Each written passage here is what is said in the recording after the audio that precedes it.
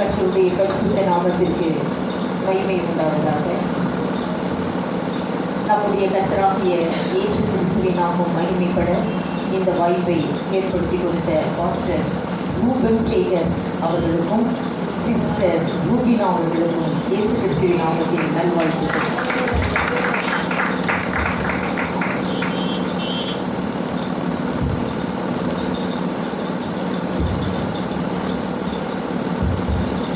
இன்றைக்கு டைம் குறித்து கொடுத்திருக்கிறார்கள்.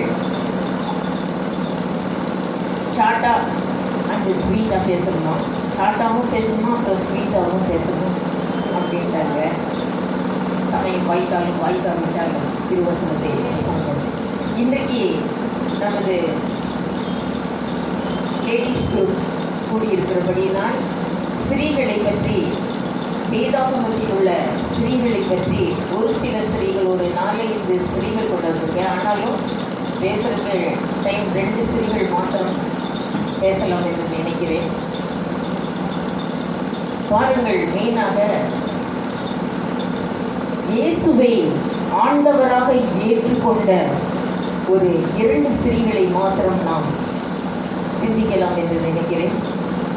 இந்த உலகத்தில் இயேசுவை ஆண்டவராக ஏற்றுக்கொண்டவர்களுக்கு கிடைக்கக்கூடிய என்ன பலன் அவர்களுக்கு கிடைக்கிறது என்றால், புறஜாதிகளில் ஒரு 2 ஸ்திரீகளை குறிப்பிட விரும்புகிறேன். புறஜாதிகள் அவர்கள் இயேசுவை ஆண்டவராக ஏற்றுக்கொண்டார்கள். இயேசுவை ஆண்டவராக ஏற்றுக்கொண்ட ஒரு பாவியான ஒரு ஸ்திரீயை பற்றி உங்களிடம் சொல்ல விருப்பப்படுகிறேன். யோவான் 8ஆம் அதிகாரத்தில் ஒரு ஸ்திரீயை பற்றி குறிப்பிடப்பட்டிருக்கிறது. ஒரு பாவியான ஸ்திரீ, விபச்சார ஸ்திரீ என்று சொல்லப்பட்டிருக்கிறது. அந்த பெண் இயேசுவை ஆண்டவராக ஏற்றுக்கொள்ளுகிறாள். நாம் இந்த உலகத்தில் ஆண்டவராக இயேசுவை ஏற்றுக்கொள்ளும் பொழுது அவர்களுக்கு கிடைக்கக்கூடிய பெரிய பலன் என்ன என்பதை பற்றி இங்கு சிந்திக்கலாம். விபச்சார ஒரு ஸ்திரீ, விபச்சாரத்தில் கையும் மெய்யுமாக பழைய ஏற்பாட்டில் யாரை பிடித்தாலும் சரி அவர்களை கல்லெறிந்து கொள்ள வேண்டும் என்று மோசே கட்டளையிட்டார். அதுக்காக இன்றைக்கு வரை பிரமாணம் மாறாது. வானம் பூமி ஒழிஞ்சு போனாலும் பிரமாணம் மட்டும் மாறாதுன்னு சொல்லி, ஒரு எழுத்து உறுப்பு கூட மாறாதுன்னு சொல்லி. இப்போ பாருங்க, லேவியராகமம் 20ஆம் அதிகாரம் 10ஆம் வசனத்தை படிப்போம். விபச்சாரத்தில் யாரை கையும் மெய்யுமாக பிடித்தாலும் கல்லெறிந்து 2 பேரையும் கொண்டு வரணுமா? எவ்வளோ பெரிய கட்டளை பாருங்கள். அப்படின்னா எத்தனை பேர் சாகிறதுக்கு இருக்கிறாங்கன்னு தெரியல. ஆனால் இது கிருபையின் காலம் என்பதனால் அது தள்ளி வைக்கப்பட்டிருக்கிறது. பாருங்கள், படிப்போம். லேவியராகமம் 20ஆம் அதிகாரம் 10ஆம் வசனம். ஒருவன் பிறனுடைய மனைவியோடு விபசாரம் செய்தால், பிறன் மனைவியோடு விபசாரம் செய்த அவனும் அவளும் கொலை செய்யப்பட வேண்டும். இதுதான் கட்டளை. பைபிள் கிறிஸ்தவர்களுக்கு கட்டளை. விபச்சாரம் செய்தால் அவர்கள் கொலை செய்யணும். அதே தான் உபாகமம் 22:22. புருஷனுக்கு விவாகம் பண்ணப்பட்ட ஸ்திரீயோடு ஒருவன் விபச்சாரம் செய்தால் அந்த ஸ்திரீயும் அந்த மனிதனும் அந்த ஸ்திரீயும் இருவரும் சாக வேண்டும். நான் சொல்லல, போதும், 2 பேரும் சாகணும். ஒருத்தர் இல்லை, 2 பேரும் சாகணும். இப்படிதான் அவர் கட்டளை கொடுத்திருந்தார் அந்த காலத்துல. பைபிள் எழுதப்பட்டது. இது வானமும் பூமியும் ஒழிந்து போனால் இப்பவும் அப்போ இத்தனை பேர் தப்பிச்சுட்டு இருக்கிறாங்களே, எப்படி புதிய ஏற்பாட்டில் தப்பிக்கல. கிருபையின் காலத்தில் அதே தண்டனை தான் தள்ளி வைக்கப்பட்டிருக்கு. இயேசு காலம் வரைக்கும் கல்லெறிந்து கொண்டாங்க. இயேசு வரும் வரை கல்லெறிந்து கொண்டிருந்தார்களாம் இருந்தது. அதே மாதிரி இயேசுவும் காலத்தில் ஒரு ஸ்திரீயை கல்லெறிஞ்சு கொள்ள இழுத்துட்டு வந்துட்டாங்க. ஒரு கையுமையமாய் பிடிக்கப்பட்ட ஒரு ஸ்திரீயை இழுத்துட்டு வந்துட்டாங்க. பாருங்கள், 8ஆம் அதிகாரம் 3, 4, 5.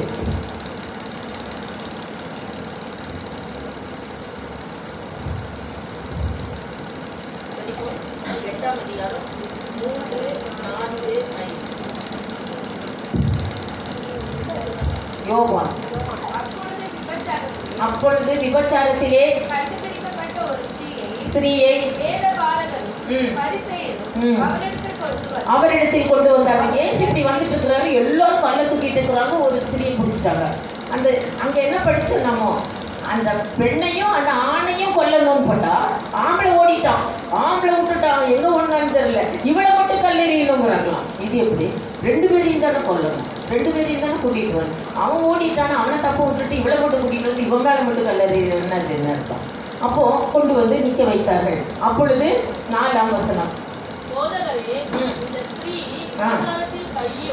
ஏசு அங்கே வந்தபோது சொல்றாங்க, போதகரே இந்த ஸ்திரீயை கையும் மையமா பிடிச்சிட்டானாங்க, மோசை கட்டளையிட்டு இருக்கிறா, விபச்சாரம் பண்றவங்கள கல்லுலயே அடிச்சு கொள்ளணும்னு, அதனால கல்லில் அடிச்சு கொள்றதுக்கு நாங்கள் எல்லாம் கல்லை தூக்கிட்டோம் அப்படின்னாங்களாம். அதற்கு ஏசு என்ன பண்ணினார் என்றால், கீழே குமிந்து ஒரு என்னமோ எழுதினாராம். என்ன எழுதினார் தெரியுமா? உங்களில் பாவம் இல்லாதவன் இவள் மேல் கல்லெறி என்று சொன்னார்.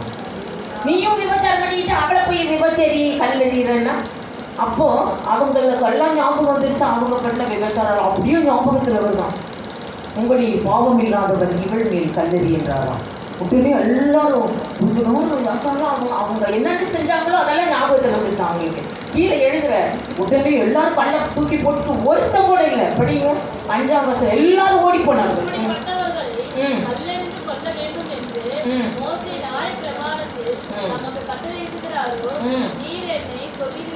நீர் என்ன சொல்லுகிறீர்? நாங்கள் கல்லெறிய போகிறோம், மோசை சொல்லி இருக்கிறார், பைபிளில் இருக்குது.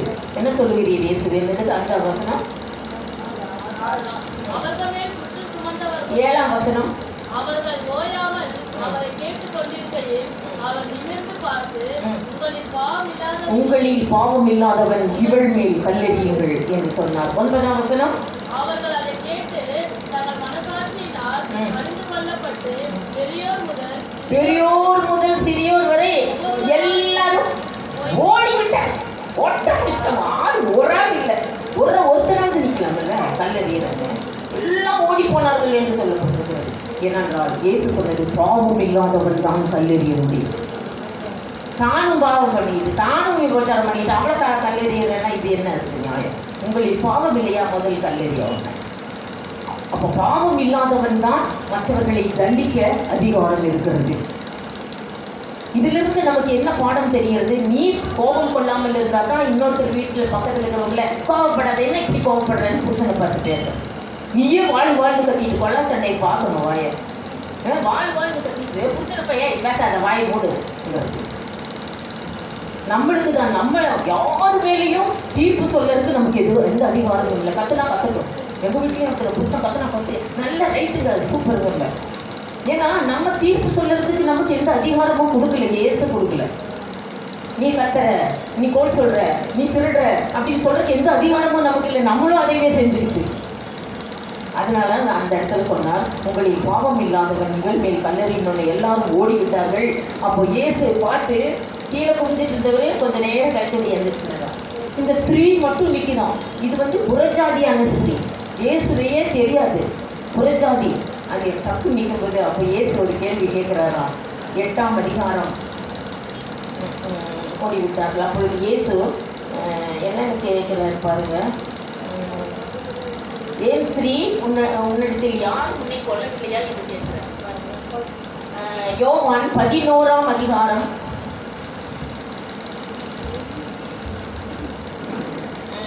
8ஆம் அதிகாரம் 8:10. இயேசு கேட்கிறார், நிமிர்ந்து பார்த்து என்ன கேள்வி கேட்கிறார் அந்த ஸ்திரீயை பார்த்து. இயேசு நிமிர்ந்து அந்த ஸ்திரீயை பார்த்து,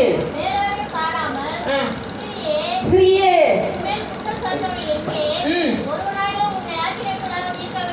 ஒருவனும் கொல்லலையா? கல்லை எடுத்துக்கிட்டு நின்னாங்க, ஒருத்த கூட உன்னை ஆக்கினைக்குள்ளாக திருக்கலையா? ஒருத்த கூட கொல்லலையா? இல்லை நீ நிற்கிற தனியா நிற்கிறோம். அப்ப கீழே நிமிர்ந்து பார்த்தா எங்க ஒருத்தனையும் காணோம். யாரும் உன்னை கொல்லவில்லையா என்று கேட்கிறார். அதற்கு என்ன சொல்லுகிறார் தெரியுமா? படியுங்க. அதற்கு அவள் அண்டர்லைன் பண்ணுங்கள், இல்லை ஆண்டவரே என்றாள். ஆண்டவர் லார்ட், இல்லை ஆண்டவரே. அவருக்கு தெரியாது அது யாருன்னு. நீங்க மட்டும் வரலன்னா ஆண்டவரே என்னை பொண்ணு குழியிலேயே வச்சிருப்பாங்க. அத்தனை பேரும் கல்லிலேயே அடிச்சு என்னை பொண்ணு குழியிலேயே வச்சிருப்பாங்க. இல்லை ஆண்டவரே, ஒருவனும் உன்னை கொல்லவில்லையா என்று கேட்டதற்கு இல்லை ஆண்டவரே என்றார். இயேசுவை ஆண்டவராக ஏற்றுக்கொண்ட ஒரு பாவியான ஸ்திரீ. இயேசு இந்த உலகத்தில் உயிரோடு இருக்கும்போது ஒருவரும் ஆண்டவர் என்று சொல்லவில்லை. ஒருத்தருக்கு கூட தெரியாது இயேசு ஆண்டவர்னு. அவர் உயிரோடு இருக்கும்போது பாருங்கள், அவர் உயிரோடு இருக்கும்போது கடைசியாக மார்க் 6ஆம் அதிகாரம் மார்க் 8ஆம் அதிகாரம் 27ஆம் வசனத்தில் தன்னுடைய 120 சீடர்களையும் பார்த்து இயேசு கேட்ட கடைசி கேள்வி. அப்புறம் அவர் சிலுவையில் அறையிறார்கள். கடைசியாக அவருக்கு 12 சீடர்கள் இருந்தார்கள், 70 சீடர்கள் இருந்தார்கள், 120 சீடர்கள் இருந்தார்கள். கடைசியாக அந்த 120 சீடர்களையும் அவர் சுற்றி பார்த்து கேட்கிறார். என்னன்னு கேட்கிறார்? இந்த உலகம் என்னை யார் என்று சொல்லுகிறது? என்னை யாருன்னு சொல்றீங்க? நீங்க யாருன்னு ஒருத்தர் கூட ஆண்டவர்னு சொல்லல. நீங்க ஆண்டவர்னு ஒருத்தன்னு சொல்லல. சரி, நீங்க தான் யாருன்னு சொல்றீங்க. இந்த உலகம் தான் என்னைய யாருன்னு சொல்லுது. படியுங்க. மார்க் 8ஆம் அதிகாரம் 27. பின்பு இயேசு அவருடைய சீஷர்களும் புறப்பட்டு பிலிப்பு செசரியா பட்டணத்தை சேர்ந்த செசரியா கிராமம் போகும்போது வழியிலே அவர் தம்முடைய சீஷர்களை பார்த்து, இந்த உலகத்தில் இருக்கிற ஜனங்கள் என்னை யார் என்று சொல்லுகிறார்கள் என்று கேட்டார். அதற்கு அவர்கள் நீங்க யோவான் ஸ்நானகன்னு சொல்றாங்க. இல்ல சில ஜனங்க நீ எலியான்னு சொல்றாங்க. இன்னொருத்தர் உன்னைய தீர்க்கதரிசின்னு சொல்றாங்க. ஒருத்தருமே ஆண்டவர்னு சொன்னாங்கன்னு சொல்லவே மாட்டேங்கிறான். ஒருத்தர் நீங்க அதுக்கு யோவான் ஸ்நானகன்னு சொல்றாங்க இந்த ஜனங்கள் எல்லாம். இன்னொருத்தர் நீ எலியான்னு சொல்றாங்க உன்னைய. இன்னொருத்தர் நீ தீர்க்கதரிசின்னு சொல்றாங்க. இன்னொருத்தர் போதகரைன்னு சொல்றாங்க, நல்ல போதகரைன்னு சொல்றாங்க. ஒரு யாராவது ஆண்டவர் சொல்றாங்களா பார்த்தீங்களா? யாருமே சொல்லவில்லை. பாருங்கள், இயேசு மனித ரூபத்தில் இருக்கும்போது ஆண்டவர் என்று யாருமே சொல்லவில்லை. ஆனால் இந்த ஸ்திரீ சொல்லுகிறாள், யார் உன்னைய கொல்லலையா ஸ்திரியே? இல்லை, ஆண்டவரே என்றார். உடனே அவர் என்ன சொல்லுகிறார்? ஆண்டவரே என்று சொன்ன லார்ட், இல்லை லார்ட் என்று சொன்ன உடனே பாருங்கள், அவர் 8ஆம் அதிகாரம் 11ஆம் வசனத்தை சொல்லுகிறார். என்ன சொல்லுகிறார்? அதற்கு அவர் இல்லை ஆண்டவரே என்றாள். இயேசு அவளுக்கு பிரதியுத்தரமாக, நான் உன்னை கொல்ல மாட்டேன், நீ போகலாம் என்று சொன்னார். நான் உன்னை ஆக்கினைக்குள்ளாக தீர்ப்பதில்லை, நீ போகலாம் என்று சொன்னார். இயேசுவை ஆண்டவராக ஏற்றுக்கொண்டவர்களுக்கு கிடைக்கக்கூடிய மிகப்பெரிய பலன் என்ன தெரியுமா? உன்னை ஆக்கினைக்குள்ளாக அவர் தீர்ப்பதே இல்லை. நான் உன்னை ஆக்கினைக்குள்ளாக தீர்ப்பதில்லை. ஒருவன் உன்னை ஆக்கினைக்குள்ளாக தீர்க்க முடியாது. ஒருவரும் உன்னை கொல்ல முடியாது இந்த உலகத்துல. நீ அவரை ஆண்டவராக ஏற்றுக்கொண்டால் போதும். அதான் சொல்கிறார், இல்லை ஆண்டவரே என்று சொன்ன உடனே நானும் உன்னை கொல்ல மாட்டேன், நீயும் போகலாம் என்று சொல்லுகிறார். பாருங்கள், நாம் எல்லாரும் பாவம் செய்து தேவ மகிமை அற்றவர்கள் ஆனோம் என்று ரோமர் 3ஆம் அதிகாரம் 23 சொல்லப்பட்டிருக்கிறது. நாமும் பாவிகள், யாருக்கும் தண்டனை கொடுக்க நாம் அருகதை அற்றவர்களாய் இருக்கிறோம். பாருங்கள், நம் பாவங்களை எல்லாம் அவர் மன்னித்தார். இந்த ஸ்திரீக்கு மன்னித்தது போல நம் பாவங்களை எல்லாம் மன்னித்து நித்திய அழிவாகிய தண்டனையிலிருந்து நம்மை விடுதலையாக்கினார். நம் மேலினை 2ஆம் வெளிப்படுத்தின விசேஷம் 20ஆம் அதிகாரம் 6ஆம் வசனம், அவரை ஆண்டவராய் ஏற்றுக்கொண்டவர்களுக்கு 2ஆம் மரணத்தின் மேல் இவர்களுக்கு அதிகாரம் இல்லை என்று எழுதப்பட்டிருக்கிறது. The second death has no power on over such people என்று எழுதப்பட்டிருக்கிறது. 2ஆம் மரணமாகி அக்னியும் கந்தகமும் எரிகிற கடலில் யாரும் நம்மை தள்ள முடியாது. படியுங்கள், 20ஆம் அதிகாரம் 6ஆம் வசனம். இயேசுவை 20ஆம் அதிகாரம் 6ஆம் வசனம். இருக்கின்றான், இவர்கள் மேல் 2ஆம் மரணத்திற்கு அதிகாரம் இல்லை. இயேசுவை ஆண்டவராக ஏற்றுக்கொள்வாயனா உனக்கு 2ஆம் மரணம் இல்லை.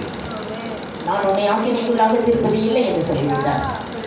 அவர்கள் என்னை லார்ட் என்று சொல்லுவார்கள், நான் அவர்களை என் ஜனம் என்று நான் சொல்லுவேன் என்று சொல்லுகிறார். பாருங்க, ஓசியா 2ஆம் அதிகாரம் 23ஆம் வசனம். கர்த்தர் சொல்லுகிறார், இவர்கள் என் ஜனம் என்று நான் சொல்லுவேன். அவர்கள் என்ன தெரியுமா என்னை சொல்லுவார்கள்? ஆண்டவரே என்று சொல்லுவார்கள் என்று சொல்லுகிறார். படியுங்கள், ஓசியா 2ஆம் அதிகாரம் 23ஆம் வசனம்.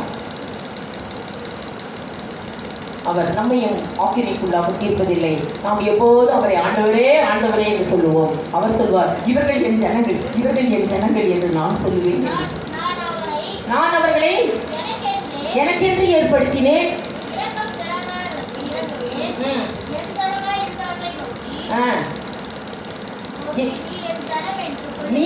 நீங்கள் என் ஜனம் என்று இவர்கள் என் ஜனமா இல்லாதவர்களாக இருந்தார்கள். இப்பொழுது நான் என்ன சொல்லுகிறேன்? அவர்களை நீங்கள் என் ஜனம் என்று சொல்லுவேன். அவர்களோ படிமா, அவர்களோ அவர்கள் என் தேவனே என்பார்கள். இவர் என் தேவனே என்பார்கள். நான் என்ன சொல்லுவேன்? அவர்கள் என் ஜனம் என்று நான் சொல்லுவேன். அவங்க தனியே போவாங்க. அவங்க நான் சொல்லுவேன், இவங்கெல்லாம் எங்க ஜனம், என்னுடைய ஜனம். அவங்க சொல்லுவாங்க, ஆண்டவரே நீங்க தான் என் ஆண்டு, நீங்க தான் என் தெய்வம், நீங்க தான் என் குல தெய்வம், நீங்க தான் என் ஆண்டவர் என்று அவர்கள் சொல்லிக் கொண்டு திரிவார்கள் என்று சொல்கிறார். ஆதலால் அவர்கள் மேல் கர்த்தரை தெய்வமாக கொண்டு இருக்கிற மக்களுக்கு 144 சங்கீதம் 15 வசனம், கர்த்தரை தெய்வமாக லார்டாக ஏற்றுக்கொள்ளுகிறவர்கள் பாக்கியம் உள்ளவர்கள், பாக்கியம் உள்ள பிள்ளைகள் என்று சொல்லப்பட்டது. என்ன பாக்கியம்? படிங்கள். பாக்கியம் உள்ளவர்கள், கர்த்தரை தெய்வமாக வழிபடுகிற பிள்ளைகள் இந்த உலகத்தில் பாக்கியவான்கள் என்று சொல்லப்பட்டிருக்கிறது. 144:15. சீரை பெற்ற ஜனங்கள் பாக்கியம் உள்ளவர்கள். அண்டவரையில் பண்ணுங்க, கர்த்தரை தெய்வமாக கொண்டிருக்கிற ஜனம் பாக்கியம் உள்ளது. என்ன பாக்கியம்? அவங்களுக்கு இரண்டாம் மரணம் இல்லை. அவர்களை யாருமே ஆக்கினைக்குள்ளாக தீர்ப்பதும் இல்லை. நானும் உன்னை ஆக்கினைக்குள்ளாக தீர்ப்பதில்லை, போகலாம் நீ என்று சொல்லுகிறார். அவர்கள் பாவம் மன்னிக்கப்படுகிறது. அவர்கள் பாவம் மன்னிக்கப்படுகிறது. பாருங்கள், அவர் நம்மையும் ஆக்கினைக்குள்ளாக தீர்க்கப்படுகிறது இல்லை, நாம் மேலே நீதிமான்கள் ஆக்கி விடுகிறார். நீதிமான்கள் ஆக்கி விடுகிறார். இன்னமும் நம்ம பாவின்னு சொல்லக்கூடாது. ஏன்னா ஒரு தடவை தான் அவர் நம்மளை பாவியிலிருந்து நான் உன்னை ஆக்கினைக்குள்ளாக தீர்ப்பதில்லைன்னு சொல்லிட்டார். அப்புறம் மறுபடியும் ஐயோ நான் பாவி என்று சொல்லக்கூடாது. எப்படின்னா ஒரு சின்ன குட்டி கதை கூட சொன்னாங்க. ஒரு எலிக்குட்டி இருக்குச்சான். அந்த எலிக்குட்டி முனிவர்கிட்ட போச்சான். எலிக்குட்டி நேரம் முனிவர்கிட்ட போய், ஐயோ எனக்கு பூனையை பார்த்தாவே பயமா இருக்குது, என்னை துரத்துது இந்த பூனை பார்த்தா என்னை கட்டிக்க வருது, என்னை கொல்ல வருது, குடிக்க வருது அப்படின்ட்டு முனிவர்கிட்ட போய் சொல்லிச்சான். எனக்கு பூனையை பார்த்தாலே ரொம்ப பயமா இருக்குது, அதனால என்னைய பூனையா மாற்றி விட்டான். சரி, நான் புஷ்ன்னு வச்சுட்டு பூனையா மாற்றி விட்டாங்க. அப்புறம் ஓடிச்சு, ஆஹா நம்ம பூனையா மாறிட்டான். பூனையா மாட்ட ஒரு நாய் துரத்துச்சான். உடனே வந்துச்சான், ஐயோ ஏன் என்னை பூனையா மாத்தின, நாய் துரத்துது, என்னைய பார்த்தா நாய் துரத்துது, என்னைய நாயா மாற்றி விட்டுது. சரி, நாயா மாற்றி விட்டார். மறுபடி ஓடிச்சான். அது நாய் ஓட புலி துரத்துச்சான். நாய், ஐயோ என்னைய புலி துரத்துது, நான் என்ன புலியா மாற்றி விட்டுரு என்னைய. சரி, புலியா மாற்றி விட்டேன். எனக்கு பயமா இருந்தது. புலி பார்த்தா, ஐயோ மனுஷனை பார்த்தாலே பயமா இருக்காங்க, என்னை துப்பாக்கி வச்சு சுடுறது, புலின்னா துப்பாக்கி வச்சு சுடுறது பார்க்குறோம், என்னை குறி வச்சுட்டு மனுஷனை பார்த்தாலே பயமா இருக்குது, என்னை மனுஷனாவே மாற்றி விட்டுரு அப்படின்னா. அப்படி எந்த இடத்துல யாரை மாற்றினாலும் உனக்கு அதே பயம் இருந்துகிட்டே தான் இருக்கும். நீ இருக்கிற மாதிரியே இருந்துக்கன்னு மறுபடியும் எலிக்குட்டியாவே மாற்றி விட்டாராம். எப்படி இருந்தாலும் பயம் இருந்து கொண்டே இருக்கும். யாருக்கு பயம் இல்லை தெரியுமா? கர்த்தரை தெய்வமாக வழிபடுகிற பிள்ளைகளுக்கு பயமே இல்லை இந்த உலகத்துல. நம்மளை யாரும் ஆக்கினைக்குள்ளாக தீர்க்க முடியாது, நம்மளை யாரும் கொல்லவும் முடியாது. நானும் யாரும் நீ கொள்ளலையா, நிக்கிறீங்க தன்னந்தனி, ஆமாட்டோட யாரும் கொள்ளல, எல்லாரும் ஓடிட்டாங்க, அப்ப நானும் கொல்ல மாட்டேன். எல்லாரும் ஓடி போவார், யாரும் உன்னை கொல்ல முடியாது. இயேசுவை ஆண்டவராக ஏற்றுக்கொள், அவரை தொழுதல் செய்ய வேண்டும், அப்பொழுது யாரும் நம்மை கொல்ல முடியாது என்று சொல்லப்பட்டிருக்கிறது. பாருங்கள், ஒரு புருஷன் தன் மனைவியை கொல்ல பார்த்தானா. இன்னைக்கு எல்லாம் என்ன நியூஸ், நான் நியூஸ் ரீடராக இருக்கேன், all India radio Tamil news reader 15 வருடமாக. அப்போது ஒரு புருஷன் தன் மனைவியை கொல்ல பார்த்தானா. எப்படி இன்னைக்கு இருக்கிறவங்க எல்லாம் எப்படி நியூஸில் இது பண்ணுறாங்க, நம்ம கொண்டதான் இருக்கக்கூடாது, அவளே செத்துட்டாங்க இருக்கணும் அப்படிதான் நினைக்கிறாங்க. நம்ம கொண்டதான் இருக்கக்கூடாது, அவளே சாகிறதுக்கு என்ன பிளான் பண்ணலாம், அவளே செத்துட்டான்னு சொல்லணும் அப்படின்ட்டு ஒரு புருஷன் என்ன பண்ணான்னா, நேரம் கேஸ் எடுத்து வந்தாங்க. கேஸை திறந்து விட்டுட்டு நைட்டு நைட் ஆயிடுச்சு, கேஸை நல்லா திறந்து விட்டான். திறந்துட்டு ரோட்டுக்கு ஓடிட்டான். ரோட்டுக்கு ஓடி என் அன்பே, என் மனைவியே, நீ எனக்கு ஒரு காஃபி போடு, ஒரு நெஸ் காஃபி போடுமா அப்படின்னு சொன்னான். சரிங்கோ, நான் போடுறோங்க அப்படின்னு சாப்பிட தரலாம். உள்ள மேட்ச் பாக்ஸை பற்ற வச்சா என்ன இருக்கும், வீடு ஃபுல்லாக கேஸ் உடனே வெடிச்சு அந்த இடத்துல செத்துருப்பான். அப்போ அவள் கேஸ் பிடிச்சி செத்துட்டான்னு சொல்லிடலாம்.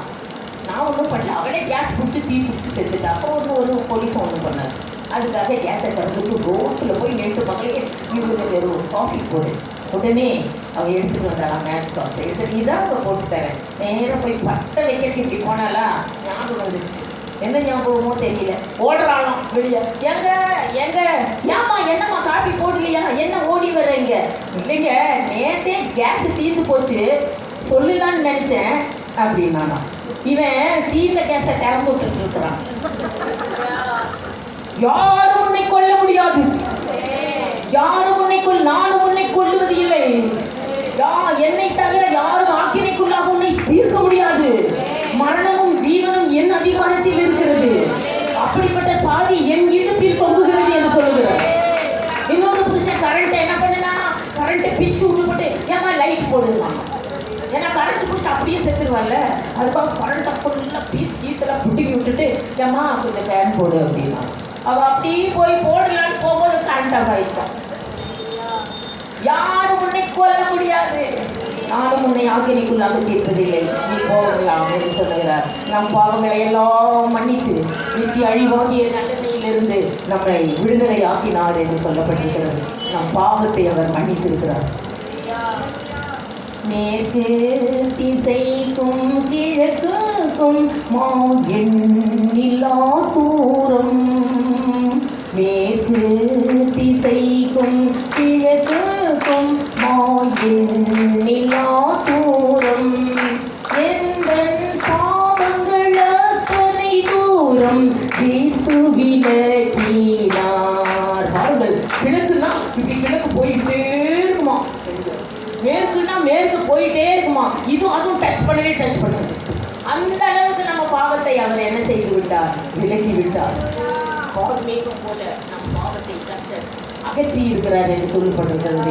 யோவான் 2:32 அவரை தொழுகிற யாவரும் ரட்சிப்படைவார்கள் என்று சொல்லுவது. ஆண்டவராக ஏற்றுக்கொள்ளுகிறது மாத்திரமல்ல, அவரை தொழ வேண்டும். இயேசு கிறிஸ்துவை யார் தொழுது கொண்டாலும் அவர்கள் ரட்சிக்கப்படுவார்கள். அவரை ஆண்டவராக ஏற்றுக்கொண்டு அவரை தொழுது ஜெபம் பண்ணுதல் என்று அர்த்தம். யோவான் 2:32. யோவேல் 2:32.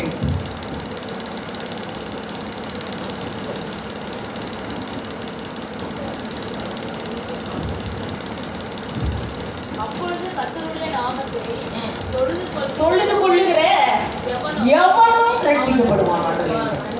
எவனாலும் சரி, நீ இயேசுவை தொழுது கொண்டீங்கன்னா நீ ரட்சிக்கப்படு.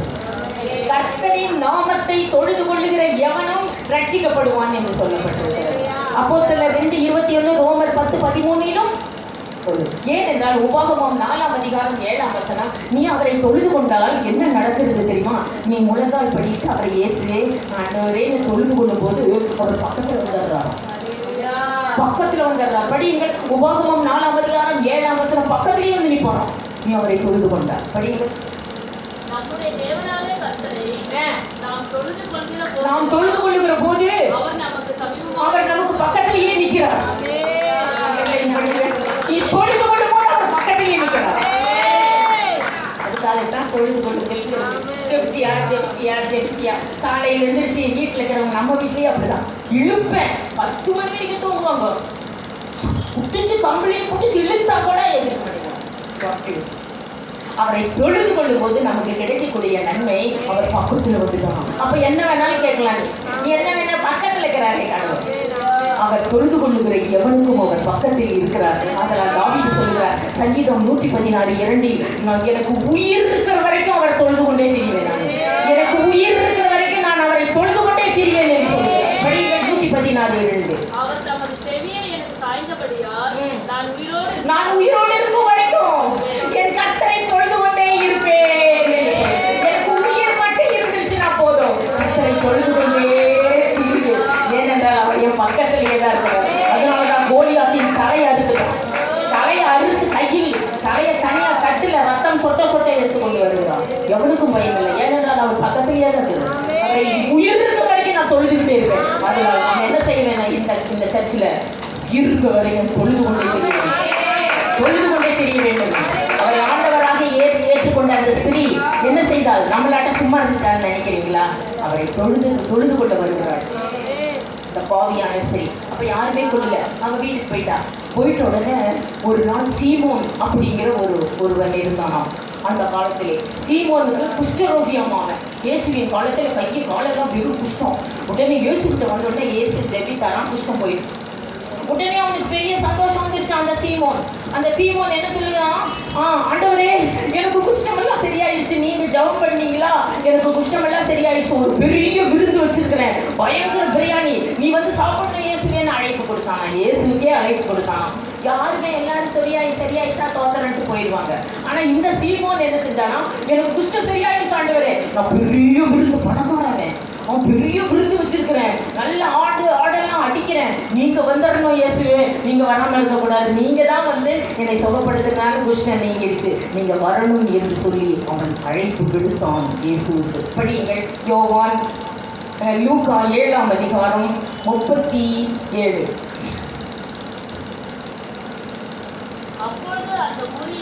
அப்பொழுது அந்த ஊரிலிருந்து பரிசேயன், அதான் சீமோன் அப்படிங்கிறவன், அந்த பரிசேயன் வீட்டிலே இயேசு பந்திக்கு வருகிறார் என்று கேள்விப்பட்டால், யார் தெரியுமா? அந்த ஸ்திரீ.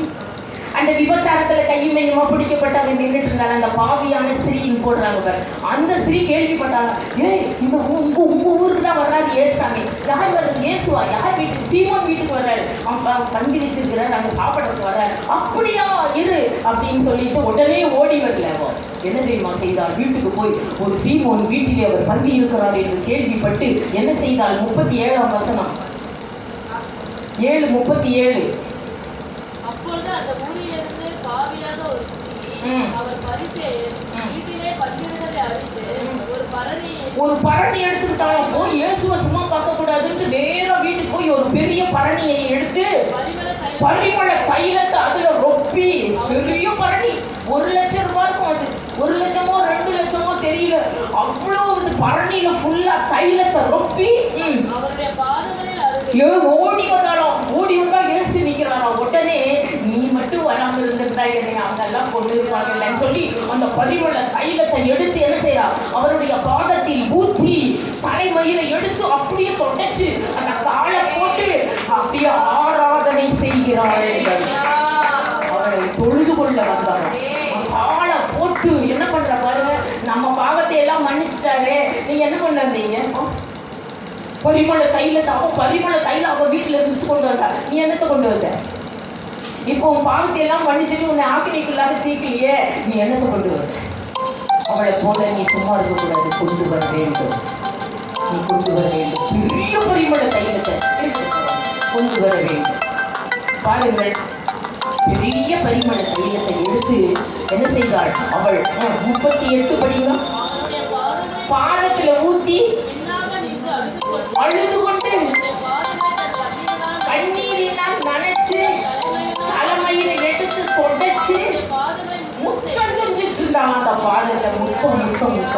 அப்ப அந்த சீமோன் பார்த்தானா, அவன் ஜேஜோ என்ன பண்றா இவன் பாவி, உலகத்துக்கே தெரியும் அவன் விபச்சாரி, இவனுக்கும் தெரியும். ஐயோ இவ்வளவு பெரிய பாவி இவருக்கால வந்து தொடராளே, ஐயோ என் மனசுக்குள்ள நினைச்சானா, மனசுக்குள்ள ஐயோ இவ்வளவு பெரிய பாவி, இந்த ஊர்லயே பெரிய பாவி இவதான்.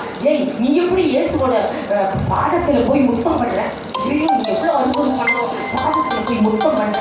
அவன் தலைமையில கண்ணீர்ல நினைச்சு பாதத்துல நீ இந்த பாதம் மட்டும் என்கிட்ட வராமல் இருந்திருந்தா கொண்டு பாடுவோம், இந்த பாதம் மட்டும் என்கிட்ட வராமல் இருந்திருந்தா கொண்டு பாடுவாங்க அப்படின்னு சொல்லி அவன் அழுதான். அப்போ இந்த சீமோன் நினைக்கிறானா, பாவியான ஸ்திரீ இயேசுவின் காலை கட்டி கொண்டு தின்னன்பா அழுகிறான்னு நினைச்ச உடனே இயேசு அவன் மீது 3 குற்றங்களை சாட்டினான். அவன் மீது நான் 3 குற்றங்களை இயேசு சாட்டினான். அவன் மனசுக்குள்ள நினைச்சான். அதற்கு அந்த சீமோனை பார்த்து என்ன சொல்லுகிறார் தெரியுமா? 3 குற்றம். சீமோனை பார்த்து, சீமோனே நீ 3 குற்றம் செய்திருக்கிறார். அதை உணராமல் அவளை போய் பாவி பாவி என்று நினைத்து கொண்டிருக்கிறாயான்னு சத்தமா சொல்லிட்டார். என்ன தெரியுமா, யூதர்கள் என்ன தெரியுமா, நம்மளாட்டா இப்படி திறந்து கதவை திறந்துருந்தா சில டைம் சொல்லுவாங்க, என்ன திறந்த வீட்டில் நாய் கொண்ட மாதிரி வந்துட்டேன், ஒன்றுமே கூப்பிடாம கொள்ளாமா அப்படித்தானே சொல்லுவோம். அந்த காலத்தில் யூதர்கள் ஜெக்கில் தண்ணி வச்சிருப்பாங்களாம். இன்னைக்கும் யூதர்கள் காலை கழுவாம வீட்டுக்குள்ள வரவே மாட்டாங்களாம், அங்க ஜக்கில் தண்ணி இருக்குமா.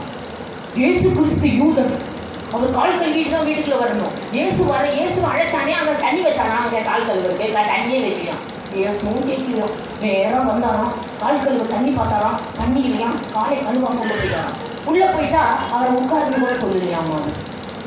அவரே போய் சேர்ந்து உட்காந்துக்கிட்டாராம். உட்காந்துட்ட உடனே யூதர்கள் என்ன செய்வாங்களாம், எண்ணெய் ஊற்றுவாங்களாம். வந்தவங்களுக்கு தலையில எண்ணெய் ஊற்றுவாங்களாம். எண்ணெய் ஊற்றி ஜம் பண்ண எண்ணெய் ஊற்றுவாங்க. 3 முத்தம் செய்வாங்க. வந்துட்டியா அப்படின்னு சொல்லி முத்தம் 3 காரியம் செய்வார்கள். இந்த 3ஐயும் செய்யலையாமா. ஏசு பாட்டுக்கு வந்தாராம், பார்த்தாராம் தண்ணி இருக்கா, தண்ணி இல்லை, நேரம் வீட்டுக்குள்ள வந்துட்டாராம். சேரு உட்காருமே சொல்லல, தலைக்கு எண்ணெய் பூசல, முத்தமும் செய்யல, அவர் பாட்டுக்கு உட்காந்துட்டாராம். 3 குற்றம் சொல்லுகிறார் பாருங்கள். அவன் மீது 3 குற்றங்களை சாட்டினான். படியுங்கள் லூக்கா 7ஆம் அதிகாரம் 44 முதல் குற்றம் சீமோனே என்று சொல்லி முதல் குற்றம். படியுங்கள் 7:44. திரும்பி சீமோனை நோக்கி, இந்த ஸ்திரீயை பார்க்கிறாயா, நான் உன் வீட்டுக்குள் வரும்போது என் கால் கழுவனுக்கு கூட நீ தண்ணி வைக்கவில்லை என்று சொன்னான். ஒரு குற்றம். 2வது, இவள் நான் வந்ததிலிருந்து கண்ணீர்லயே காலை கழுவிட்டான் என்று சொல்கிறார். 2வது குற்றம் 45. நீ என்னை முத்தம் செய்யவில்லை, நான் உன் வீட்டுக்குள் வந்தபோது இவள் ஓயாமல் என் காலை முத்தம் செய்து கொண்டிருக்கிறாள் என்று சொன்னாள். 3வது 46. என் தலைக்கு நீ எண்ணெய் பூசவில்லை, இவள் தலை மயில் அந்த பரிமள தைலத்தையே வச்சு என் காலை பூசி, என் பரிமள தைலத்திலேயே எண்ணெய் பூசி என்னை தொழுது கொள்ளுகிறாள்.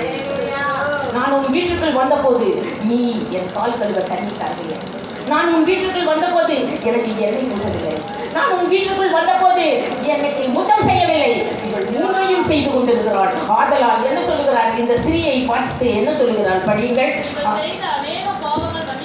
இவள் செய்த பாவம் எல்லாம் மன்னிக்கப்பட்டு விட்டது என்று சொன்னான். தொழுது கொள்வாயானால், விலையேறப்பட்டதை எடுத்துக்கொண்டு ஆலயத்துக்கு வருவாயானால் உன் பாவங்கள் உனக்கு மன்னிக்கப்பட்டது என்று இயேசு சொல்லுகிற சத்தத்தை உன் காது கேட்கும். அவள் தொழுது கொள்ளும் போதுதான் சொல்லுகிறாள், இவள் பாவம் இவளுக்கு மன்னிக்கப்பட்டது. நீ கொண்டு வந்து விலையேற பெற்ற பணங்களையும் விலையேற பெற்ற பொருள்களையும் தேவாலயத்துக்குள் கொண்டு வரும்போதுதான், அன்று போடும்போதுதான் சொல்லுவார், உன் பாவம் உனக்கு மன்னிக்கப்பட்டு விட்டது. நீ வெறுங்கையா வீசிக்கிட்டு வரக்கூடாது, வெறுங்கையா என் ஆலயத்துக்குள் ஒருவனும் வரக்கூடாது என்று சொன்னார். நான் இப்போ அதையெல்லாம் கண்டுபிடிச்சிட்டு இப்போ ஆரம்பிச்சுட்டு வீட்டில் மூட்டையா நீ கேளுங்க. அவங்களுக்கு அந்த அம்மாவுக்கு பொற்கொடியவே கேட்கலாம். வெள்ளம் புடவையா சர்ட்டா வீட்டில் இருக்கிற அத்தனையும் காலி பண்ணி எல்லாம் கொடுக்குறேன். இதை கண்டுபிடிச்சிட்டேன். இந்த ட்ரிக்ஸ் என்ன எல்லாம் விலையேற பெற்றதை உங்கள் வீட்டில் சொல்லுவாங்க, என்னம்மா நீ இப்போ 100 ஷர்ட் வாங்கி வச்சிருக்க 50,000க்கு ஃப்ரீயாக கொடுக்குறேன், இன்னும் இது உனக்கு கொடுக்குற காணிக்கையெல்லாம் இப்படியெல்லாம் பண்ணி, ஆமாம் அப்படித்தான் பண்ணு, சரி பண்ணு. அவர் நல்ல என்கரேஜ். பாதி வரைக்கும் விட்டுட்டு ஓடிட்டார். அவர் தான் கேமராமேன், ஃபுல்லாக வீடியோ எடுத்து நெட்டில் போடுவார்.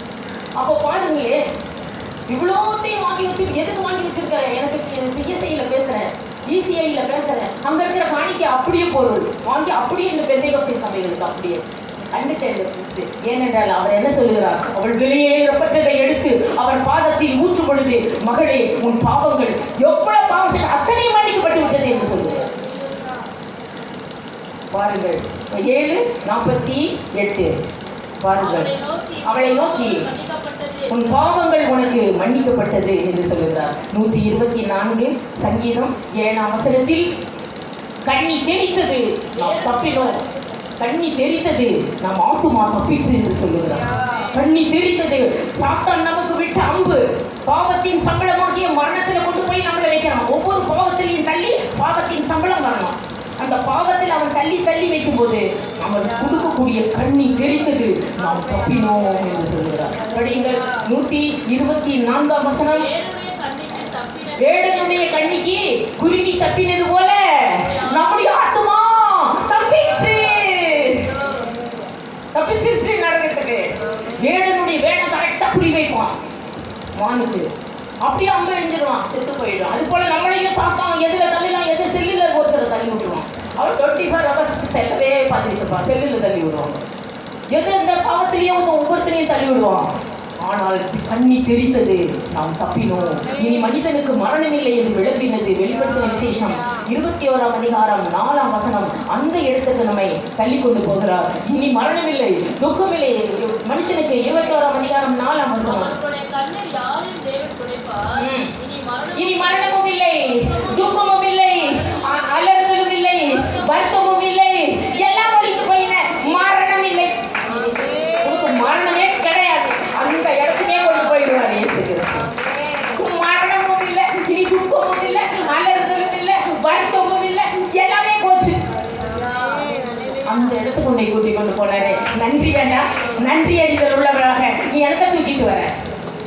வெறுங்கையுடைய நாளையத்துக்கு சதா காலங்களிலும் உயிரோடு இருக்கிறவரை நாம் தொழுது கொள்ளுகிறோம். வர்ஷிப் காட் என்று இந்த உலகத்துக்கு வந்தவன் கூட வெளிப்படுத்தின விசேஷம் 22:9 கேப்ரியல் தூதன் இந்த உலகத்துக்கு வந்த உடனே வானத்தை பார்த்து சொல்லுகிறார். இந்த வானத்தை அண்ணாந்து பார்த்து இந்த மனுஷர்களை பார்த்து சொல்லுகிறார், தேவனை தொழுது கொள்ளுங்கள், தேவனை தொழுது கொள்ளுங்கள். அது வெறுங்கையோடு வந்து தொழுது கொள்ளக்கூடாது. உங்களை ஆக்கினைக்குள்ளாக தீர்க்கிறதுலேருந்து தப்ப பண்ணினாரே. மரணம் இல்லாத இடத்துக்கு உங்களை கொண்டு போறாரே, என்ன நன்றி. மரணம் இல்லாத இடத்துக்கு உங்களை, இனி மரணம் இல்லை, அந்த இடத்துக்கு நம்மளை கொண்டு போறாரே. எவ்வளவு கொடுக்குற நீ பாருங்க. எனக்கு கூட ரிசர்வ் பேங்க்ல புது நோட்டு பிரிண்ட் பண்ணி கொடுப்பாரு அவரு. அதுல புது நோட்டை கொண்டு போய் ஆலயத்துல போட்டேன். அன்னைக்கே பாருங்க, ஒரு 6 நோட்டை எண்ணி 6 புது ரூபாய் நோட்டு. நான் புதுசாக கொடுக்கணும்னு இதை படித்து கற்றுக்கிட்டேன். சரி, நம்ம வீட்டில் ஒரு பாஸ்டர் சொன்னார் அந்த ஆலயத்தில், இன்னைக்கு என்னங்க காணிக்க போடுறீங்க எல்லாரும்? நான் இருக்கும்போது தான் சொன்னேன், என்ன காணிக்க போடுறீங்க அப்படின்னு 10 ரூபாய் எடுத்து போய் காணிக்கிறார். ஓட்டை அதில் ஓட்ட நோட்டு, பழசு நோட்டு, பிச்சைக்காரனுக்கு கூட போட்டால் கூட மூஞ்சியில் அடிப்பான். அதையெல்லாம் தூக்கி கொண்டு வந்து காணிக்க பெட்டியில் நீங்கள் போடுறீங்களா? இதே மாதிரி தான் கர்த்தர் உங்களுக்கு கொடுப்பாருன்னு சொன்னாராம். எனக்கு அப்படியே பயங்கர வயசு. வீட்டில் போய் பார்த்தோன்னா பிரிண்ட் பண்ண நோட்டு 10 நோட்டுகள் வச்சுருந்தார். ரிசர்வ் பேங்க்கில் தான் அப்போ தான் வாங்கிட்டேன். அப்படியே எடுத்தேன், சும்மா டெஸ்ட் பண்ணலான்ட்டு 6 நோட்டை எடுத்து காணிக்க பெட்டியில் கொண்டு புது நோட்டை கொண்டு போய் போட்டு வந்து 6 நோட்டு கரெக்டாக டெஸ்ட்டு பண்ணேன். போட்டு வந்தோன்னா அப்புறம் இந்த என்ன இடம் சிஎஸ்ஐ சபைகளில் போன உடனே அதே 6 நோட்டு போட்டதுக்கு 6000 ரூபாய் காணிக்க கரெக்டாக. அப்போ நினைச்சு இத்தனை நோட்டையும் போட்டு வந்திருக்க போல இல்லை. அவர் கொடுத்ததை திரும்ப கொடுப்பார், அவர் கொடுத்ததை திரும்ப கொடுப்பார். வசனம் இருக்குது. ஆனால் நீ என்ன போடுறியோ அதை திரும்ப வாங்கிக்கலாம். அவர் கொடுப்பார். அவர் யாருக்கும் கடனாளி அல்ல. ஆனால் நீ வெளியே பெற்ற அவளுக்கு இருந்ததே அதுதான் பரிமளம். அதையவே கொண்டு வந்து இயேசுவின் பாதத்தில் ஊற்றினார். இன்னொரு ஸ்திரீ அப்படி செஞ்சா தெரியுமா? 2 பைசா தான் இருந்துச்சு, அத்தனையும் போட்டுட்டாங்க. அவளுக்கு இருந்ததே 2 பைசா, அத்தனையும் போட்டாளா. அதே போல நாம ஆண்டவருக்கு போடும்போது நம்ம என்ன செய்கிறோம்? அதை விட அதிகமாக பூவுலகில் மாத்திரமல்ல, மரணம் இல்லாத ஒரு ராஜ்யத்துக்குள் நம்மளை கொண்டு போய் சேர்க்கிறோம். உன் பாவமெல்லாம் மன்னிக்கப்படும். நன்றியறிதல் உள்ளவர்களாக தேவாலயத்துக்கு வரும்போது வெளியேறு பெற்றதை கொண்டு வாருங்கள் என்று சொல்லப்பட்டிருக்கிறது. நீண்ட ஆயுசு உள்ளவர் வீற்றிருக்கிறார். அவர் கோடி பேர் அவரை தொழுது கொண்டிருக்கிறார்கள். தானியேல் 7ஆம் அதிகாரம் 10ஆம் வசனம். கோடி பேர் தொழுது கொண்டிருக்கிறார்கள். நீ எப்படி தொழுது? பூமியில் அவருக்கு தான் ஆராதனை நடத்தப்படுகிறது. நீ எப்படி தொழுது கொண்டிருக்கிறாய்? வெறும் கையோடு அவருடைய ஆலயத்துக்குள் யாரும் வரக்கூடாது. சில பாஸ்டர்கள் எழுதி கேட்கிறாங்க, ஃபேன் இல்லை சர்ச்சுக்கு, பால் இல்லை அப்படின்னு சொல்லிட்டு கேட்டுட்டு இருப்பாங்க. ஒவ்வொருத்தரும் ஒவ்வொன்று வாங்கி கொடுக்கணும். இந்த ஆலயத்தில் இருக்கிற பாஸ்டர் அம்மாவோ பாஸ்டர் உங்களை எதுவும் கேட்கக்கூடாது. அடுத்து ஃபுல்லாக திருப்தி, ஆலயம் ஃபுல்லாக உங்களால் முடிஞ்சது. ஒரு ஃபேன் வாங்கி கொடுக்க முடியாதா? அப்படி ஒவ்வொருத்தரா சேரு ஃபேனு என்னென்ன முடியுமோ விலையேற பெற்றதை எடுத்து கொண்டு வாருங்கள். உங்கள் வீட்டை காலி பண்ணுங்க. நான் என் வீட்டை காலி பண்ணுறேன். என் வீட்டில் ஒன்றுமே இருக்காது, எல்லாம் போயிடும் ஆலயத்துக்கு. எல்லாமே ஆலயத்துக்கு போயிடும். இவங்க கேட்பாங்க, இத்தனையுமா இவ்வளோ பெரிய மூட்டை எத்தனையுமா போகுது? ஆமாம், எப்போ வாங்கினேன் இத்தனையா? அது எப்போவோ வாங்கினேன், ஆனால் போகுதா அதோட அப்படி என்று சொல்லுவேன். படியுங்கள்.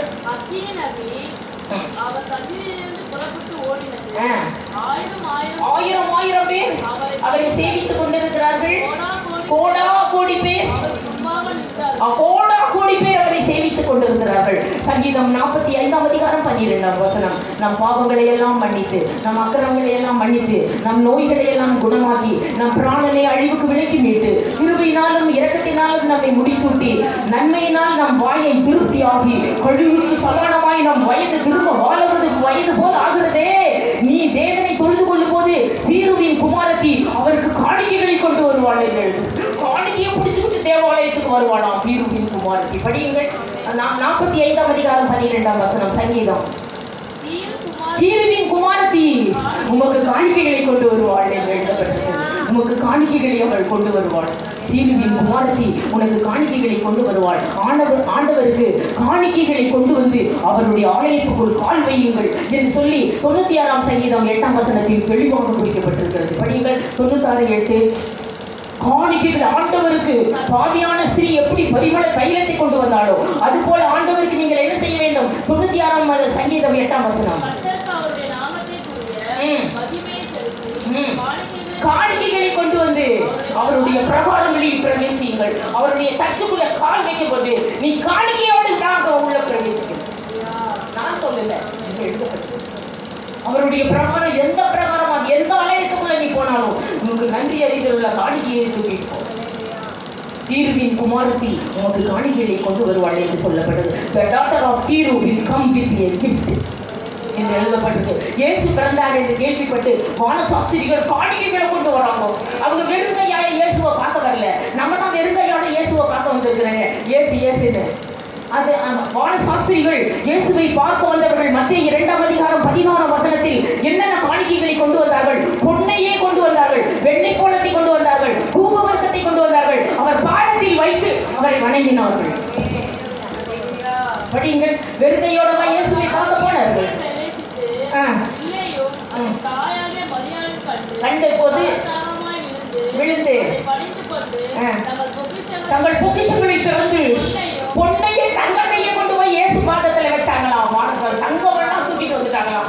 தங்கத்தையே கொண்டு நீ தங்கத்தையே தூக்கிட்டு வந்து வைக்காட்டி பரவாயில்ல, அவன் தங்கத்தையே கொண்டு வந்து வச்சுட்டாங்க. இயேசுவை பார்க்க வந்தவன் வானசாஸ்திரிகள் தங்கத்தையும் பொன்னையும் தூபவர்க்கங்களையும் வெள்ளை கோலத்தையும் கொண்டு வந்து அவர் பாதத்துல வச்சு அவரை தொழுது கொண்டார்கள். தீருவின் குமாரத்தி நமக்கு காணிக்கைகளை கொண்டு வருவார். பாஸ்டரை பயந்தரும். இது என்னது? இந்த சபைக்கு போனால் இந்த அம்மா மூட்டை மூட்டையா என்னமோ தூக்கிட்டு போகுது, என்னன்னு தெரியல. பாருங்கள், காணிக்கைகளை கொண்டு வந்து அவர் பாதத்தில் வையுங்கள் என்று சொல்லப்படும். பாருங்கள், ஒரு இந்த ஆல் இண்டியா ரேடியோவில் நான் நியூஸ் படிக்கும்போது இதை படித்த ஒரு சின்ன எக்ஸாம்பிள் சொல்கிறேன். ஒரு புருஷன் மனைவி பெந்திகோஸ்தேக்காரர்கள் அவர்கள் என்ன பண்ணினார்கள்? இப்போ பார்த்தாலும் கடலில் போய் மீன் பிடிக்க போனார். அவர் மீனே கிடைக்கல, ஒரு மீனும் அகப்படலையா, பயங்கர வறுமை. ஒரு நாள் அந்த பொம்பளை என்ன பண்ணான்னா, அவங்க வீட்டில் ஒரு சின்ன பையன் ஒருத்தர் இருக்கான். அப்பாவும் அந்த பிள்ளையும் கடலுக்கு போகும்போது வாங்க என்னாலா இங்கே வாங்க, என்னம்மா நான் இன்னைக்கு உன்னை ஜபம் பண்ணி அனுப்புகிறேன், அப்போ மீன் கிடைக்கும், ஒன்று செய். இப்படி தூண்டில் போட்டு பிடிக்கும்போது முதல் அகப்படுகிற மீனை பாஸ்ட்டுக்கு கொடுத்து, ஃபஸ்ட்டு ஜெல்லி ஃபிஷ் அகப்பட்டாலும் சரி, என்ன அகப்படுதோ ஃபஸ்ட்டு ஒரு சின்ன மீன் அகப்பட்டால் கூட அதை எடுத்து தனியாக போட்டு ஒரு பையில் அதை எங்கே கொண்டு நேராக கோயிலுக்கு கொண்டு போய் காணிக்கை செலுத்தி பாஸ்டருக்கு கொடுத்து, முதல் அகப்படுகிற மீனை பாஸ்டருக்கு கோயிலுக்கு செலுத்துவார்கள் என்று சொல்லி ஜபம் பண்ணும்போது இந்த பையன் கேட்டுக்கிட்டே இருந்தான். 10 வயசு பையன். சரி, இன்னைக்கு ஃபஸ்ட்டு என்ன அகப்படுதோ அதை எடுத்துக்க கொடுத்துருவாங்க அப்பா. சரிப்பா நம்ம போகலாம்ப்பா அப்படின்ட்டு அப்பாவும் பிள்ளையும் போகிறாங்க கடலுக்கு. போனாங்களாம். போன உடனே இந்த மங்காள விரிகுடலை அப்படியே போட்டாங்களாம் தூண்டி, அப்படியே வலையை வீசினாங்களாம். வலையை வீசினா வலையை இழுக்கவே முடியலையா, அவ்வளோ பெரிய மீன். இது வரைக்கும் பார்த்திராத ஃபஸ்ட்டு மீன் அது அகப்பட்டுச்சான். அதை எடுத்தாங்களாம். எடுத்த உடனே பார்த்தா சில்வர் கலரில் இருக்கிறோம் பயங்கரமா. அந்த மீனை விற்றா 25,000 கிடைக்குமா. சில்வர் கலரில் இது வரைக்கும் தான் பார்த்தது. இந்த பையன் குதிக்கிறானா, அப்பா அப்பா அம்மா சொன்னாங்கல்ல ஃபஸ்ட்டு மீன் ஆலயத்துக்கு, இதுதான் பாஸ்டருக்கு, இதுதான் பாஸ்டருக்குன்னு கத்துனானா. அதுக்கு சொல்லுடா, உனக்கு என்னடா தெரியும் என்னுடைய வறுமை, இதை விற்றா 25,000 கிடைக்கும்டா, அடுத்த மீனை பாஸ்டருக்கு கொடுத்துடலாம்டா. இல்லைப்பா அம்மா சொன்னாங்க ஃபஸ்ட் அகப்படுற மீனை தான் பாஸ்டருக்கு கொடுக்கணும் அப்படின்னு சொன்னாங்க. அதனால சரி போடுப்பா வலையில். அந்த சில்வர் கலரில் அழகாக இருந்துச்சான். 25,000 ரூபாய்க்கு விற்கலாம். அதை அப்படியே தட்டி கொடுத்துக்கிட்டே வச்சுக்கலாம். அடுத்தது ரெண்டாவது, அப்பா ரெண்டாவது கொடுத்துடணும். சரி ரெண்டாவது அப்படியே போட்டால் அதை விட பெரிய மீன் இதுவரைக்கும் கிடைக்கவே இல்லையா. அந்த கலர் வெள்ளி கலரில் இருந்துதான், இது சில்வர் கலரில் இருந்துச்சான், அது வெள்ளி கலர். அது மாதிரி ஐயோ இழுத்தானோ பயங்கர வெளி அப்பா அப்பா இது ஆண்டவருக்கு இதுதான் சர்ச்சுக்கு நீ தானே சொன்னேன் இப்போ 2வது வந்துச்சுன்னா கொடுத்துடலான்னு. அப்போ இது 2வது. அப்போ அவன் சொன்னானா ஐயோ உனக்கு என்னடா தெரியும் ஏன் வருமே இதை வித்தா 50,000க்கு போகும்டா இது இதாட்டு 3வது கொடுத்துடலாம்டா. சரிப்பா என்னப்பா நீ இப்படி சொல்ற சரின்னு அதையும் ரோட்டில் போடு அதையும் நீ கொடுத்துட்டேன்.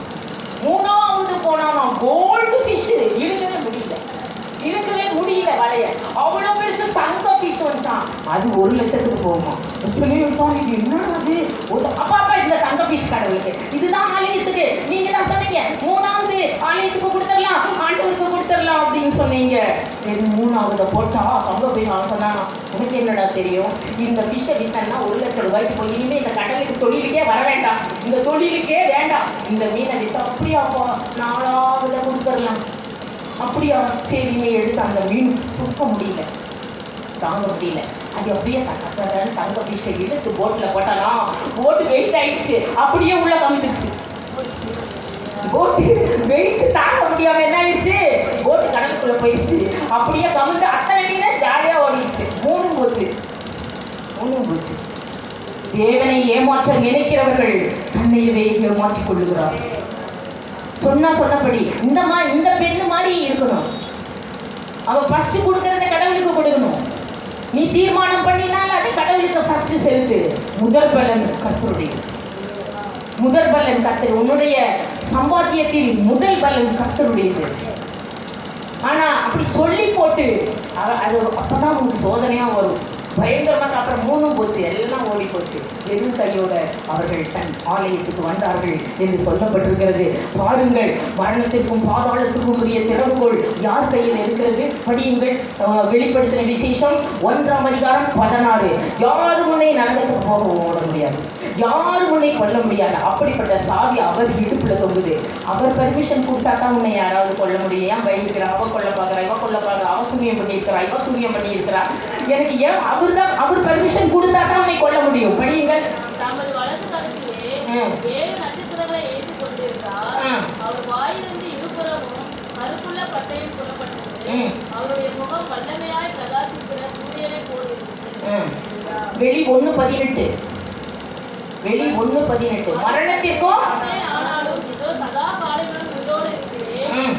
மரணத்திற்கும் மரணத்திற்கும் பாதாளத்திற்கும் உரிய திறவுகோள்களை நான் வச்சுக்கிட்டு இருக்கிறேன்.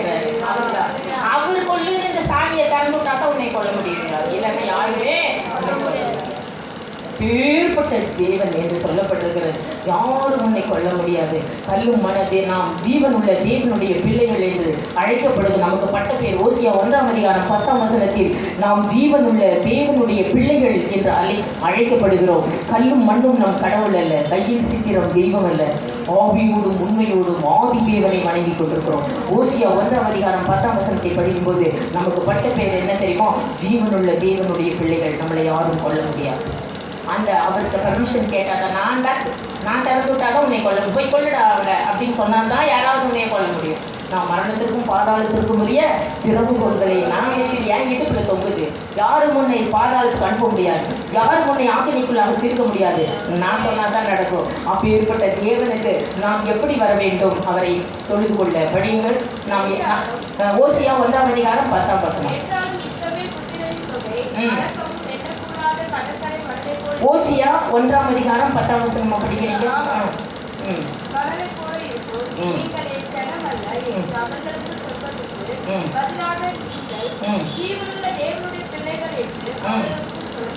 அவர்கள் ஜீவனுள்ள தேவனுடைய பிள்ளைகள் என்று சொல்லப்படும். நம்ம எல்லாரும் ஜீவனுள்ள தேவனுடைய பிள்ளைகள் என்று அழைக்கப்படுகிறபடியினால் இயேசு நம் பாவங்களை எல்லாம் மன்னித்து என்ன செய்திருக்கிறார்? நமக்கு நம் பாவங்களை எல்லாம் மன்னித்து படிப்போம்.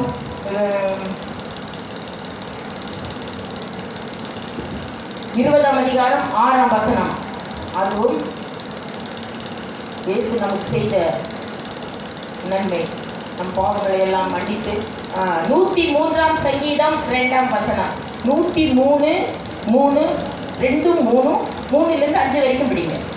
என்ன செய்திருக்கிறார் நமக்கு இயேசு கிறிஸ்து? 103ஆம் சங்கீதம் 2ஆம் வசனத்திலிருந்து படிங்க. என் ஆத்துமாவே கர்த்தரை ஸ்தோத்திரி. இதுதான் நம்ம எப்போதும் அப்படியே பழக்கமா சொல்றது. முடிச்சுட்டோம். ஆத்மாவே கர்த்தரை ஸ்தோத்திரி. இப்போ ஜெபம் பண்ண இது சாப்பாடு போடுவாங்க. கிறிஸ்தவங்க என்ன செய்வோம்? ஜெபம் பண்ணுவோம். சிலர் என்ன செய்வாங்க? தோத்தலாம் எனக்கு ஆட்டை வாங்கணும் அப்படியே பின்னர் வந்து அப்படி இல்லை. இந்த இதை சொல்லுவாங்க. ஜெபம் பண்ணும்போது இதுதான் சொல்லணும். ஆத்மாவே கர்த்தரை ஸ்தோத்திரி என்னுடைய அப்படி அது ஒரு பழக்கமாக போச்சு. அதை படிப்போம். என்னென்ன சொல்லுகிறார் அவர்? என் ஆத்துமாவே என் ஆத்துமாவே நீ கர்த்தரை ஸ்தோத்திரி, அவர் செய்த சகல உபகாரங்களையும் மறவாதே. மறவாதே. அவர் உன் அக்கிரமங்களை எல்லாரும் அண்டர்லைன் பண்ணுங்க. என்ன செய்திருக்கிறார் இயேசு கிறிஸ்து நமக்கு? நம்ம அக்கிரமங்களை எல்லாம் மன்னித்து உன் நோய்களை எல்லாம் குணமாக்கி உன் பிராணனை அழிவுக்கு விலக்கி மீட்டு உன்னை கிருபையினாலும் இரக்கத்தினாலும் முடிசூட்டி நன்மையினால் உன் வாயை திருப்தியாக்கி கழுகுக்கு சமானமாய் உன் வயது திரும்ப வாழ வயது போல் ஆயிருக்கிறதே. ஆதலால் நீ எப்படி அவருக்கு நன்றியறிதல் உள்ளவர்களாயிருங்கள். என் ஆத்துமாவே அவர் உனக்கு செய்த சகல உபகாரங்களையும் நீ மறவாதே என்று சொல்லி அவர் நம் பாவங்களை எல்லாம் மன்னித்தாரே. தீர்வின் குமாரத்தி உனக்கு காணிக்கைகளை கொண்டு வருவாள். ஒன்றை மாத்திரம் பேசுவதற்கு தான் எனக்கு டைம் இருந்தது. 5 ஸ்திரீகளை கொண்டு வந்தேன். இயேசுவை ஆண்டவராக ஏற்றுக்கொண்ட பாவியான ஸ்திரீயை மாத்திரம் நான் உங்களுக்கு சொல்ல விருப்பப்பட்டேன். இயேசுவை ஆண்டவராக ஏற்றுக்கொண்டவர்கள் 2 காரியம். முதலாவது, இந்த உலகத்தில் அவர்களை யாரும் கொல்ல முடியாது. 2வது, அவர் நம்மை ஆக்கினைக்குள்ளாக தீர்ப்பதில்லை. ஆதலால் நன்றியறிதல் உள்ளவர்களாக தீர்வின் குமாரத்தியை போல வேறு பெற்றதை ஆண்டவருக்கு கொண்டு வந்து அவருடைய பாதத்தில் பிரவேசியுங்கள். கர்த்தர் வசனத்தை ஆசீர்வதிப்பதாக.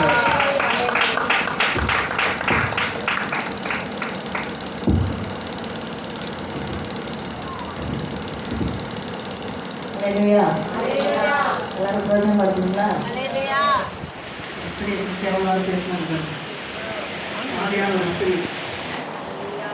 ஆண்டவர் வந்து அப்படி பற்றி கொண்டார். அவங்க ஆண்டவரும் சொல்லியிருக்காங்க.